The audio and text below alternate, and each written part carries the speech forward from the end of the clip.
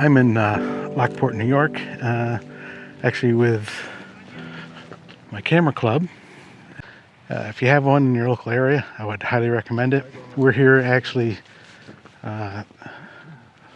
taking photos of the Union Railway station. It's obviously abandoned, but again, this is in Lockport, New York, and we're planning on going to some nature trails a little bit later on, and I'll take you guys along with me.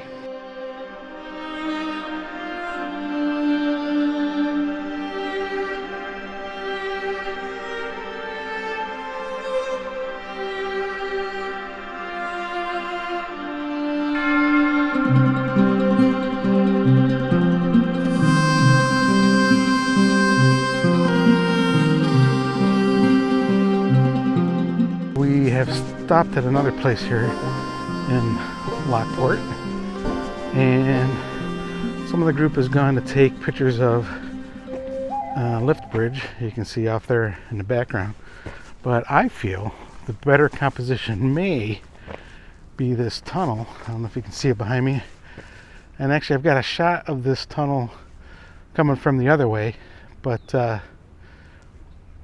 I think it might be kind of interesting shooting into the tunnel and shooting up, because the road, there's a hill on the other side of the tunnel, so it might look interesting with the road being visible on the other side of the tunnel. So I'm going to give that a shot. Well, that was kind of a bust. It really didn't come out as well as I thought it might. So maybe I'll take a look at the lift bridge, see if there's anything interesting. Any interesting compositions down there.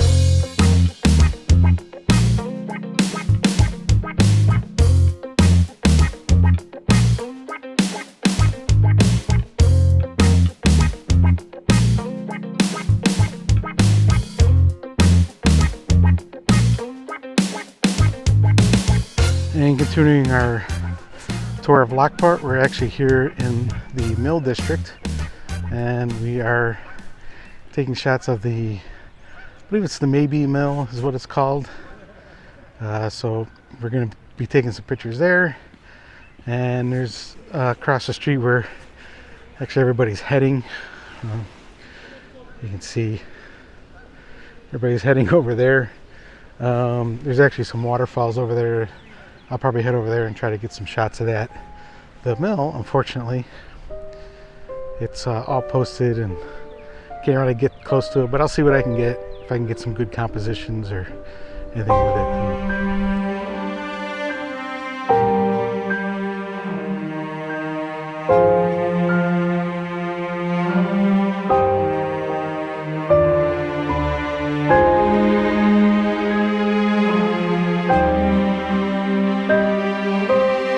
Now we are across the street from the mill, the Maybe Mill, and I think that's what it is. I don't remember the name of the mill.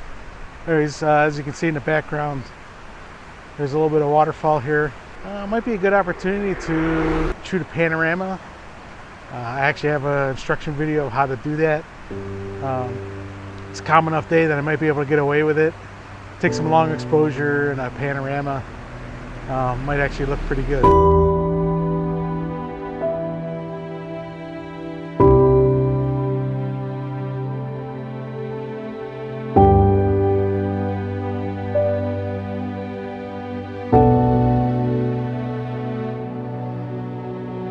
On the Lockport tour is Lockport Nature Trail, and we're gonna hike up a little bit. There's some falls up here, and we'll catch some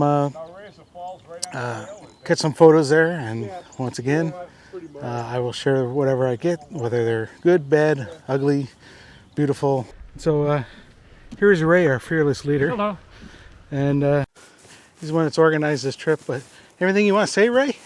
I can't gauge distance very well. Yeah, Ray told us about a half mile in, and we're there now. Yeah, And we're not there. a little bit longer than that, but not too bad. So we arrived at the falls. Am I on your way, Ed?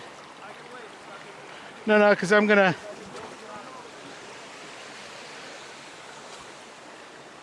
Might be in Scott's way though. Here we are at the waterfalls, and there are a lot of us here. You can see all the photographers up there, so we're all just trying to stay out of each other's way, but hopefully I don't make anyone angry being here for a long time.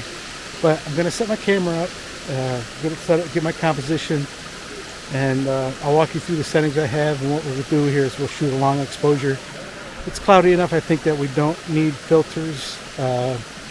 Maybe I'll walk through that just so you can see what adding a filter does, but I don't think we need it today. And what a long exposure does when you have waterfalls like this is it blurs that motion of the water. You get that nice creamy, silky look in the waterfalls. So let me get set up and I'll be right back to you. And I'm going to break in here real quick just to go over ND filters. I'd mentioned it, that I might not need them, and actually I ended up putting it on the camera, and I want to go over it a little bit. I did take footage of me trying to put the system on. All the footage came out, it was rubbish. So I came home after I looked at it, I was like, oh, so I'm reshooting it. I'm not out in the field, I'm here back at the house, as you can see in the background. But I did want to go over ND filters and cover what they do, and show you the systems that I have. I don't have all the systems that ND filters have. So with that, let's start out with what ND filters do. So the way I've heard ND filters described, and I think it's pretty accurate, is that they are basically sunglasses for your camera. When you put those sunglasses on, it allows you to have settings in your camera that you normally wouldn't be able to have without overexposing the image. This is one of my ND filters that I have. This is a 5 to 9 stop. These are Freewell. I've used Freewell with my drones. I like them. I haven't used any other ND filters. I'm not sponsored by Freewell, but that's just what I happen to have. And basically, with the variable system that I have here, if I rotate it, I don't know if you can see it, but basically, here, let me get close here. As I rotate it, you'll be able to see that the light going through it changes. And you'll see that in the video later on.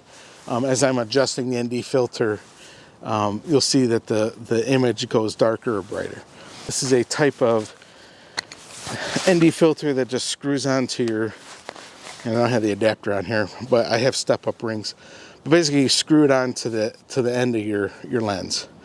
It's got little threads here. If you've ever seen the little threads inside your lens, that's usually what they're for, is for filters. The current system I'm actually using is also by Freewell, and it's actually a magnetic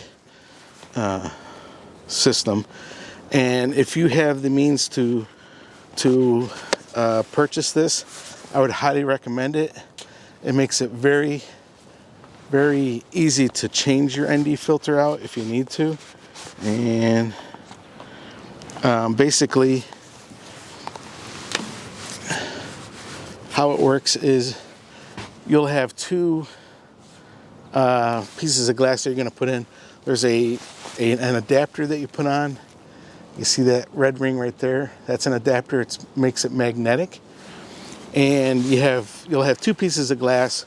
One is your base. Once you put it in, you probably won't change that out.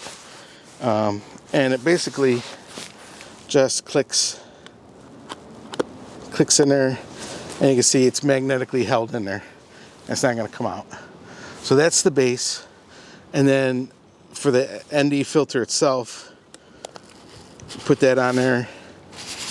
And what's nice about them, and what's nice about this set is that you actually have hard stops on it. So it's not going to let you, sometimes when you put an ND filter on, if they don't have stops on it, you can get some what they call cross hatching. You'll get like an X in the middle. Freewell has limited the amount that you can rotate the filter, so that you don't get that. But the magnetic is nice because now this is my 5 to 9. I can just throw that on there, and then if I wanted to throw something else on there, like my 2 to 5, I could just take that off, pull it out, throw it on there, and now I've got my 2 to 5. So very easy. There's no screwing it on, screwing it off like the other one. So if you have the means, highly recommend the Freewell magnetic system. So with all that being said, let's go back out to the field and we'll take that picture of that waterfall. Here's the composition I've decided to go with. You can see the falls in the background. And we got some rocks in the foreground. Let me tilt this down a little bit. Get a little bit less of that sky. You can see we've got some nice granite slate rocks here. And then we've got the falls up in the distance. And zoom in a little bit here. Recompose. Alright.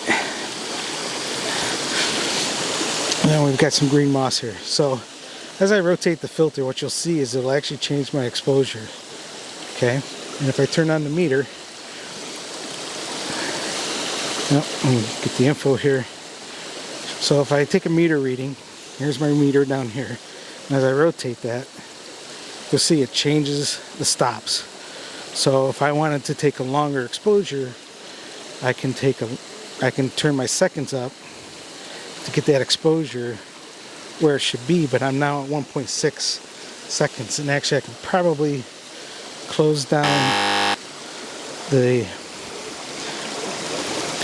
f-stop, and then I can even get a longer exposure. Probably don't want to go too much above 2 seconds. So what I'll do is I'll turn that ND filter some more until now. Now we're a little bit underexposed. So I will open up the aperture a little bit to get that meter reading right where it should be. There we go. So F11. So I'm going to go ahead and take the shot.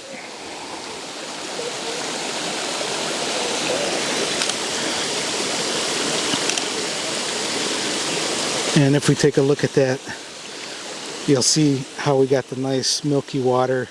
Anywhere where the water is moving, it just gives it a nice blurry look.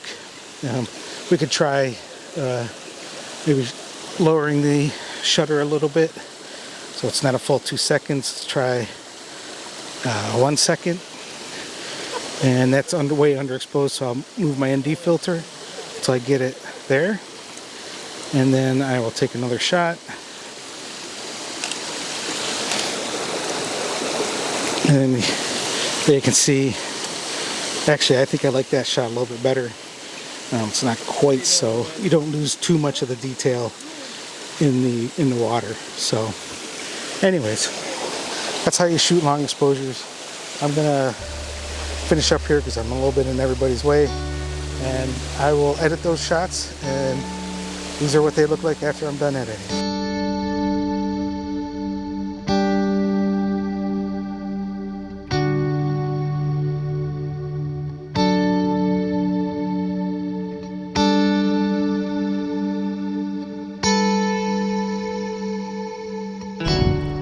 Okay, well, the group is actually going to go on to a couple more stops, but for me this is going to be the end of the little tour of Lockport. Unfortunately I found out that a dear friend of mine is, we don't know how much more longer he's got, so I'm going to head home, visit with him for a while. You know, friends are far more important than photos, and I'd hate to miss an opportunity to say goodbye if this is goodbye. So anyways, with that, I'm going to conclude this video. As always, thanks again for watching. If you like this video, if you found anything informational, sure would appreciate a like and a subscribe. And with that, I'll see you in the next one.